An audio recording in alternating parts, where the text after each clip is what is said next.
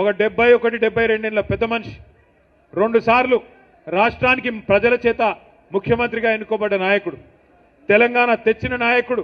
అట్లాంటి నాయకుడిని పట్టుకొని నోటికొచ్చిన మాటలు. ఒకసారేమో కాలిరిగింది అని ఆనందం, ఇంకోసారేమో ఆయన చచ్చిపోవాలని చెప్పి శాపనార్థాలు. ఇది మంచిదేనా? ఇది మంచి పద్ధతేనా? మాకు రావా మాటలు, మాకు రావా బూతులు?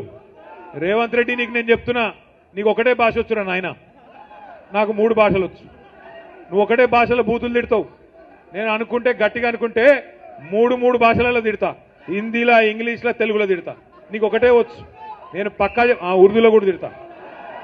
ఇక మా అక్క వాళ్ళను మా అన్న వాళ్ళని అడిగి కొన్ని రోజుల గోర్మాటి భాష కూడా నేర్చుకుని అందులో కూడా తిడతా. మా లంబాడ సోదరుల భాష కూడా నేర్చుకొని అందులో కూడా తిడతా. కానీ నీ ఇప్పుడు నువ్వు కూర్చున్న పదవి, దానికి గౌరవం ఇచ్చి మాట్లాడతలేదు.